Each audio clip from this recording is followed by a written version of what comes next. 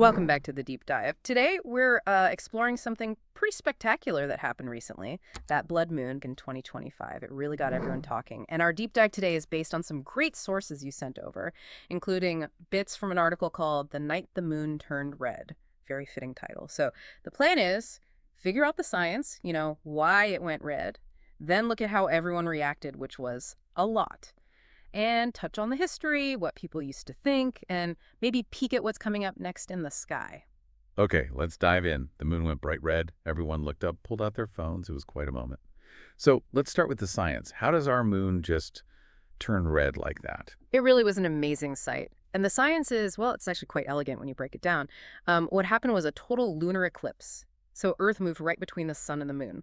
And that casts a shadow, obviously, but instead of the moon just disappearing into Yeah, you blackness. think it would just go dark, right? Exactly. But instead, it started to glow this really deep red color. Okay, so why the red? If it's in shadow, where's the light coming from?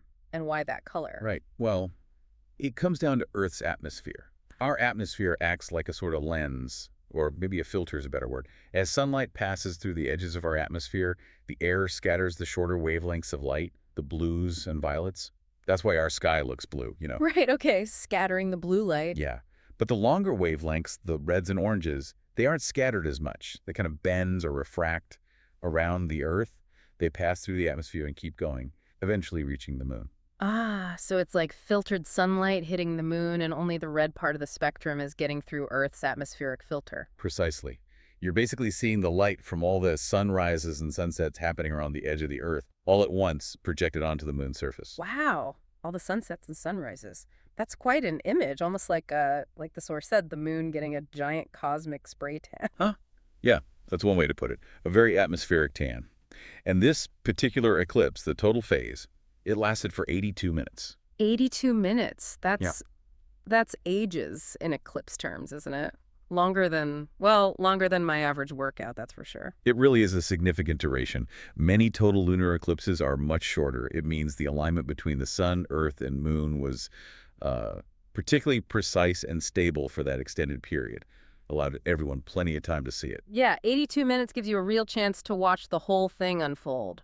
Not just a quick peek. You need that perfect alignment, the right atmospheric conditions. It makes it feel even more special knowing it was such a long one.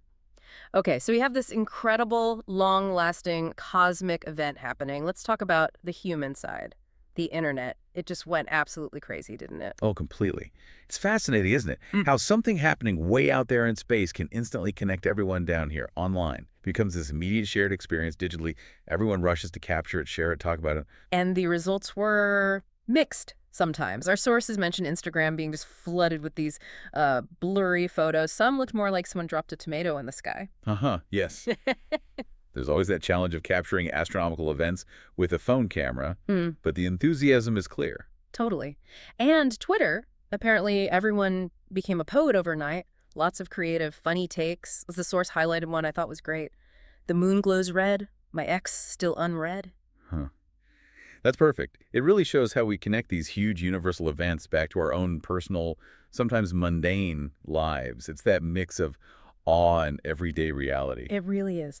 That shared moment allows for all sorts of expression, from the profound to the, well, profoundly relatable. And you just know somewhere in all that buzz, someone was trying to sell a blood rune NFT, right? Like, own this unique pixelated red dot. Almost certainly. Yeah, that's a very modern reaction, isn't it? This impulse to sort of capture, own, or even monetize a fleeting shared experience. It reflects how we try to assign value or permanence to these moments in the digital age, I suppose. A new form of commemoration, maybe? A digital relic of a cosmic event. It does make you think about how people process this stuff before science gave us the explanation, before Twitter and NFTs. How did people centuries ago make sense of the moon turning blood red? What did it mean to them? That's a really important question because these events, well, they've always deeply impacted human cultures and beliefs. The sources point out that historically, for many cultures, it was seen as well, a bad sign, a really bad omen often. I can imagine. Honestly, if I didn't know the science, seeing the moon turn that color, I'd probably be a bit freaked out too. It feels primal. Exactly. It's a disruption of the normal, the predictable. So for lots of societies, it genuinely meant the end of the world, or at least signaled some major disaster was coming. Think famine, war, the death of a ruler. You see mentions of it in records from ancient Mesopotamia, Inca culture, medieval Europe, always with a sense of foreboding. Wow, so a real source of anxiety and fear for many. Definitely. But interestingly, it wasn't universal. The sources also mention other perspectives. Oh, Well, some cultures viewed it quite differently, not as an omen of doom, but more as a time for renewal or reflection. renewal. How so? Some indigenous North American traditions, for instance, saw it as a time for ceremony, for cleansing. Yeah. Parts of Hindu astrology also link lunar eclipses to moments of sort of spiritual intensity or change. So instead of an ending, it was seen as a powerful transition, a time to pause and maybe reset. That's fascinating. The exact same event sparking fear in one culture and seen as a time for renewal in another. It really shows how we project our own beliefs and narratives onto the cosmos, doesn't it? It absolutely does. It highlights the incredible diversity of human interpretation when faced with the same awe-inspiring, maybe slightly terrifying natural phenomenon. Our hopes, our fears, all reflected back at us from the sky. Okay, so we've gone from ancient interpretations to modern tweets and NFTs, a whole spectrum of human reaction. But what about people who maybe missed the 2025 show or whose tomato photos didn't quite cut it? Is there hope? Haha. Yes, absolutely. The good news is space is always putting on a show.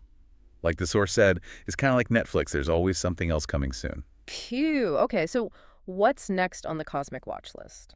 Well, the sources mentioned the next big total lunar eclipse, another chance for a blood moon potentially, is expected in 2026. So not too long to wait for another major one. Good to know. 2026. Mark the calendars. And even sooner than that, there are always other things to look out for. Meteor showers, for example. We get several predictable ones each year, always worth watching. Right. Shooting stars. Always magical. And supermoons, too. When the full moon coincides with its closest approach to Earth, making it look a bit bigger and brighter, those are quite common and always impressive.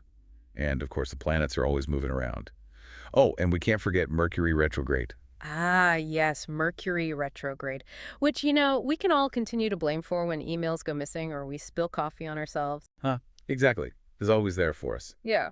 But jokes aside, all these events, big and small, just remind us that the night sky is dynamic. It's constantly changing. Yeah, it's not static up there at all. Not at all. It's this continuous source of wonder, really. Hmm. Always something happening, always something to observe if you just take the time to look up. It's a constant invitation to connect, I think.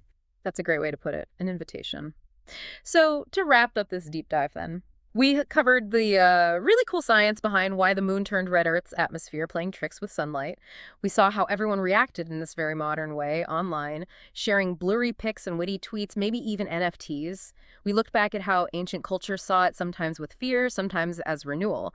And we got a heads up that there's more celestial fun coming, like the 2026 eclipse and good old Mercury retrograde. So I guess the big takeaway is we all got this amazing free cosmic light show back in 2025, a moment that kind of paused everything and made people look up together. That felt pretty special. It really did. And that feeling, that connection, is always available. So yeah, keep looking up, seriously. The sky always has another tale to tell. It's not just about the big eclipses. It's in the everyday phases of the moon, the wandering planets. It constantly invites us to think about that interplay between, hard science, our cultural stories, and just that personal sense of wonder when you stare into the vastness. There's always another story unfolding up there.